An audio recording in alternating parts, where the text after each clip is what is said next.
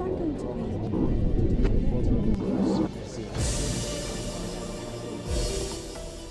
Attention around the globe is turning to Qatar as it prepares to host the first Football World Cup to be held in the Middle East. More than 1 million fans from across the world are expected to be in Qatar.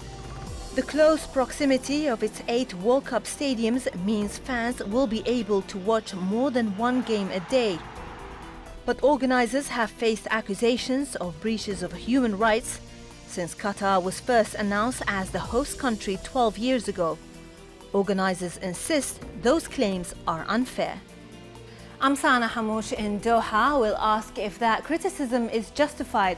As the CEO of the FIFA World Cup Qatar 2022, Nasser al-Khater talks to Al Jazeera.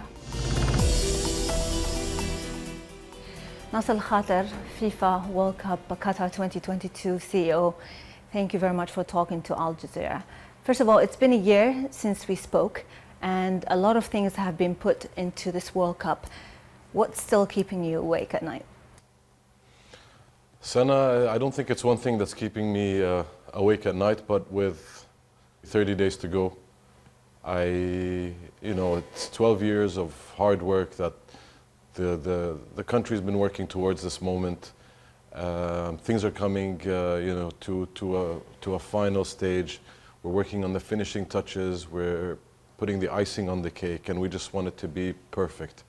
A lot of plans have gone into building the stadiums, all the operational plans, but the icing on the cake is what really fans are going to see and they're going to experience, and this is what we want to make sure we get right. What are the fine-tunings? The fine-tunings operationally, we've done a lot over the past several years, hosting several events, the FIFA Club World Cup in 2019, FIFA Club World Cup the following year, the FIFA Arab Cup in 2021, which was our biggest and main test event. These events really help you fine-tune your operational plans. And right now we're working on the fan experience. So all the entertainment that will go around in the city, all the different events that are taking place here in Qatar, we want to make sure that these are right, because fans are going to come here, and they're going to watch football, and they're going to enjoy the football. But then they're going to find that there's a lot to do also outside the stadiums around the city, and we want to make sure that there's something for every kind of fan. Is the country ready to host more than 1 million fans? Absolutely. We've just put in 30,000 additional rooms into the accommodation portal right now. There's been very, very high demand on rooms. And all the operational plans that relate to transportation, logistics is going to be one of the main things that the transportation logistics are some of the main challenges that people always talk about here. We're confident of our plans when it comes to transport. We know that fans are going to find it easy getting from point A to point B. We've been working very hard with our partners in National Transportation Company, with all the private sector that will be providing transportation services. And we're confident of our plans, and we're confident that fans will be able to get around quite easily. Speaking about fans getting around easily, the whole bid about this World Cup was it about being a compact World Cup? Is it, and they said that the fans will be able to watch more than one match a day. Is that really possible? Absolutely, that is possible. I mean, to be practical about it, you can, if let's say you watch game 1, which is at 1 p.m., you can go to game 3. Or you can go to game 4. And if you watch game 2, you can go to game 4. So as long as there's a gap of one match between the matches that you watch, it's absolutely doable. Let's go back to the workers' issue. Has the process of reform in workers' rights been accelerated by the World Cup?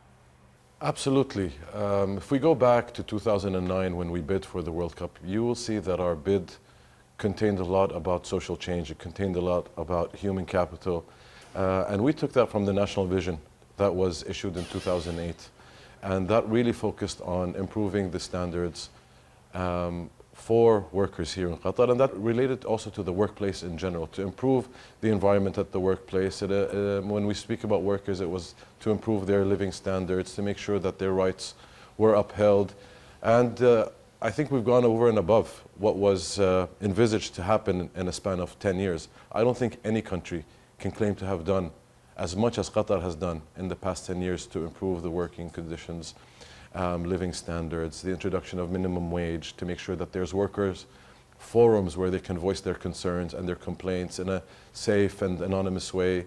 And these are all reforms that we feel proud of. Qatar has been a trailblazer in the region and has been recognized by international organizations that we work with, that the government works with, such as the ILO and so forth. So do you still think the criticism that Qatar is facing regarding this issue is unfair? I believe a lot of the criticism is unjust. I feel like, people have used this as a way just to be able to bring Qatar into disrepute, and I think it's just been an easy way for journalists using very lazy journalism to be able to find a way to criticize Qatar, to criticize the World Cup here in Qatar. But it's something that we have worked harder because of. It's fueled our confidence, and all we have to do right now is just to show the world what an amazing World Cup this will be. Nasser, what's your message for the fans who are still debating whether they're coming to the country or not? My message to the fans is, you are welcome here. We're inviting all the fans to come and attend the World Cup, to enjoy the World Cup, to enjoy amazing weather, enjoy amazing beaches. Qatar is the safest country in the Middle East, one of the top countries in the world in terms of safety. Qatar is a welcoming and hospitable country, and we promise that it'll be an exciting and enjoyable World Cup. And everybody's welcome. We've always said we extend our arms in welcoming people to our home, and we look forward to hosting them here. And I think there's nothing that fans should be worried about. We encourage them, if they haven't got their tickets yet, they should visit the FIFA ticketing website. There's still tickets that are going to be put onto the website. Book their flights, book their accommodation, and come and enjoy an amazing World Cup. And your message to the LGBT community who still have concerns about coming to Doha or to Qatar in general? I extend the welcome of the Qatari people to everybody that wants to come and enjoy the World Cup. And again, I reiterate the message of Qatar being a safe country, a hospitable country, and I am confident that anybody that comes to Qatar is going to feel welcome and safe. The LGBTQ issue is a very important one, but do you think it was over-focused?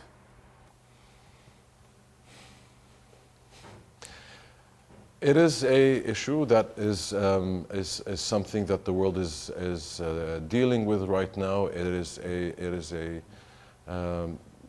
a social issue that is being tackled worldwide right now. Everybody has the rights to their own opinions. Everybody has the right to stand for a movement or to stand for an opinion. However, when it comes to Qatar, we're talking about a football World Cup. We're talking about a sporting event.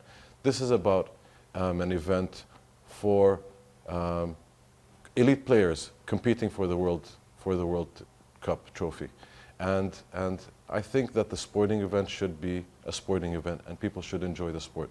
There's other platforms, there's other mediums, there's other organizations that discuss this and discuss various issues around the world, whether it's on the environment, whether it's on social issues, whether it's on political issues.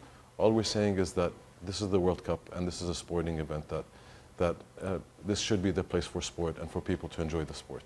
What's your comment on the players who have said that they're going to be wearing the rainbow armband during the matches? This is a competition matter, and competition matters are solely the right and responsibility and fall under the jurisdiction of FIFA. And this is something that I know that FIFA is having discussions with various federations and various confederations, and I know that these discussions have been ongoing.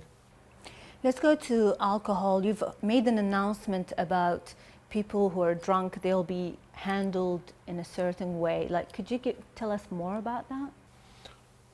No, I think it's not an announcement. I think this is a World Cup, and this is an event. We're expecting a lot of people from all over the world, different cultures, different norms, and we have to be accommodating and we have to be welcome. I mean, as long as people are behaving in a way that doesn't cause harm to themselves, doesn't cause harm to others.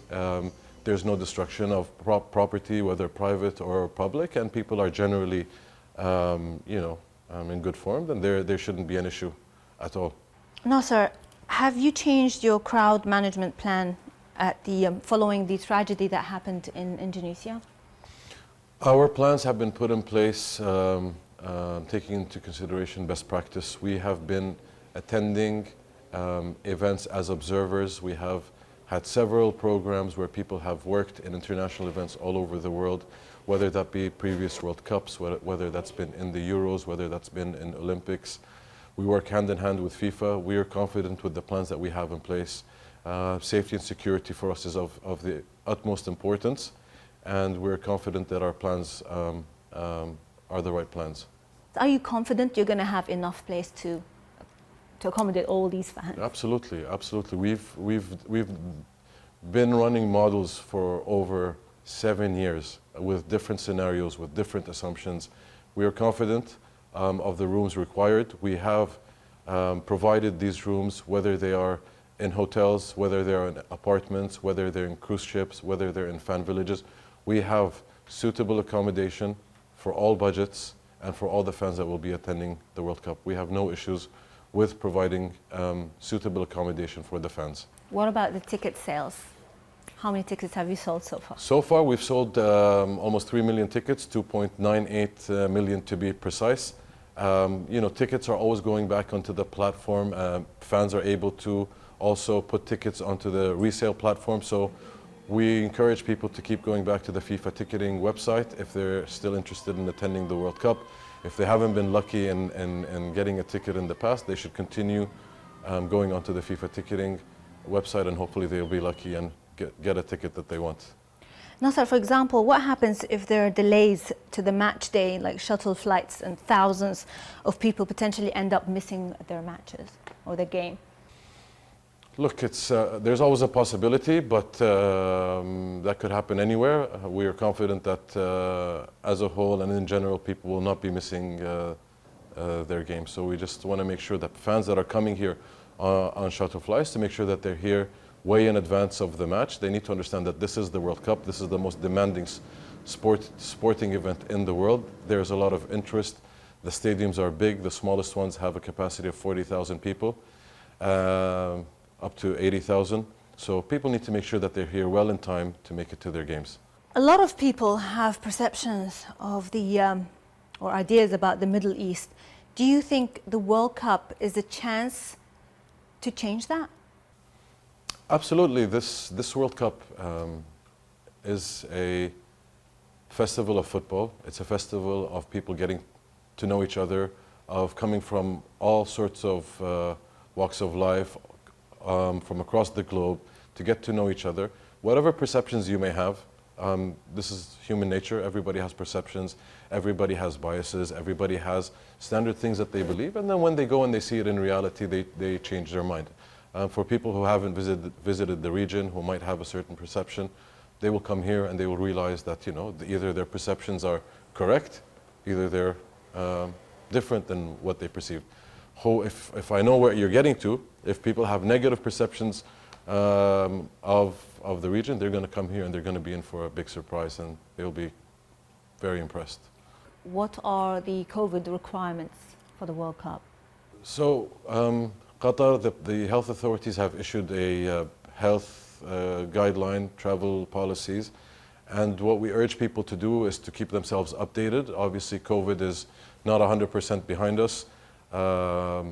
Right now we're aiming for a World Cup without COVID restrictions. There might be a few COVID restrictions because we don't know what's going to happen in 30 days. Some things could change and we could see restrictions coming in. However, for now we're looking at a World Cup which, let's say, quote unquote, we call a normal World Cup, where fans will be able to enjoy a sporting event as if it was pre-COVID times. Of course, the past 3 years have been a little bit challenging with COVID. How do you think it affected the preparations for the World Cup?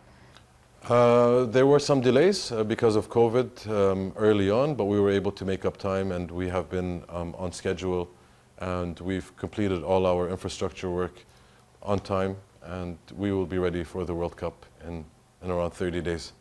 The country has changed significantly since winning the rights in 2010. What is the change that you're mostly proud of? Big question. There's a lot of changes that have taken place, whether that's on the sustainability push. We're very proud of the work that we've done on sustainability. The concept of legacy is right now ingrained in the people of Qatar. Looking at the legacy of programs, looking at legacy of physical assets. We will be inaugurating the first solar power generation plant in Qatar, which was a commitment that we have put in our bid back in 2009. That's something I'm immensely proud of. Qatar is going to be working towards having a big percentage of the requirement of power of Qatar coming from solar energy. So this is the first step towards that. I know that also in a year there will be another solar power plant that will come into the pipeline, and then following that, I believe that by 2030 Qatar wants to have a huge chunk of their requirement coming from solar power. How about your national team? Are you proud of your national team? And also, how important is it for the atmosphere that the host nation team will do well? It's first, to answer your question, am I proud of the national team? Yes, I'm very proud. They've been doing extremely well, winning the Asian Cup. They've participated in the Gold Cup in the US. They made it to the semifinals. They did extremely well there. They've had a very good preparation over the past few months. The Qatar Football Association has put in a lot of effort in preparing the team, so now it's left to them to really shine on the pitch. And look, I think it's important, you know. The national team of a host country always gets a lot of sympathy from the fans of all the other teams. They get a lot of cheering from the fans of the other teams, and it goes a long way in improving the atmosphere of the World Cup. So we hope the best.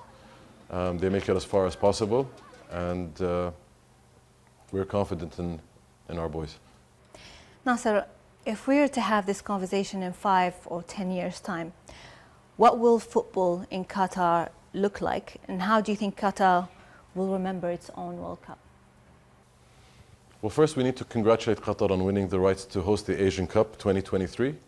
So Qatar is going to be embarking on another football adventure, hosting the teams from the Asian Confederation. It's a big tournament as well. Football is in the DNA of Qatar, and I wouldn't be surprised that, you know, decades from now Qatar will aim to host the World Cup again. Look, it's going to be a moment, it's a milestone in the history of Qatar, and it'll be a time that people will remember fondly. Children growing up in this time period are going to remember growing up when Qatar was gearing up and while it hosted the World Cup. So it'll be a memorable moment in the memory of generations. The Arab Cup was the last test before the World Cup, so what did we learn from it? The Arab Cup was a really beneficial event for us. It was our main test event, and 22 teams, 16 qualified to the finals, and it was important because we needed to test 4 matches a day here in Qatar, which we were able to do successfully, and that probably was one of the biggest challenges that we wanted to test. So that's a key learning from there is basically that, you know, the plans that we put in place for 4 matches a day are good. We had to make a lot of changes in terms of access to the stadiums. We realized that we had to make some changes because on paper plans usually they might look good and they might look right, but then actually practically when you test them on the ground, you realize you need to make some changes. Hayya card was also tested significantly in the Arab Cup, which has led us to our current form of Hayya card, which we're happy to say is quite efficient. It's quite easy to apply for a Hayya card. Hayya card is the access device to Qatar. Hayya card, it could be a digital app on your phone, it could be a physical card. It's your choice whether you want to have it as both digital and physical, but it's not only an entry pass to Qatar, basically it's your one-stop shop for every service that you may need during your stay here in Qatar, whether it's common numbers, emergency numbers, where if you want to go eat somewhere, your directions to get from point A to point B, what's happening on any given day here in Qatar, your match schedule, you can access the FIFA ticketing website through Hayya. So really fans will find that Hayya card really gives them all the information that they need. So it's your travel guide. It also gives you access. It also is a requirement to access the stadiums. How many applicants have you had so far, on international and residents? So we have around 1.5 million applicants so far between residents and international, and the number has been increasing significantly now since the last minute sales process has kicked off, and you know, getting closer to the tournament, everybody now is finalizing all their plans, and we're seeing that the numbers are increasing on a day-to-day basis. We've seen like the Lusail Super Cup lately, and we've seen like the influx of fans, especially our neighbors, and that was just a club, and it was nearly 30,000 Saudis and 77,000 in that event. How are you going to be able to handle all of that? It's exciting. I mean, look, the largest event prior to the Lusail Test event that happened on the 9th of September was Al Bayt Stadium during the Arab Cup, and we reached 60+ thousand in that event. Here we hosted 77,000. Obviously Lusail was the first time we tested that venue at that capacity. Again, there were very important learnings from the Lusail Test event. We are going to test Lusail one more time, just to make sure, because it will be hosting the final. It's an important venue. It's hosting some very big matches, so we will be testing Lusail again. But overall, with some of the issues that need to be looked into with Lusail, it was overall a very successful event. For you personally, what will it mean for you when the first World Cup visiting team lands here in Qatar, and I believe that's the 7th of November, Japan? Correct.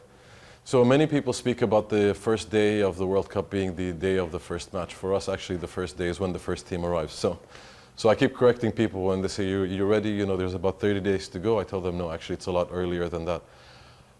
But, you know, we're in operations mode already. You know,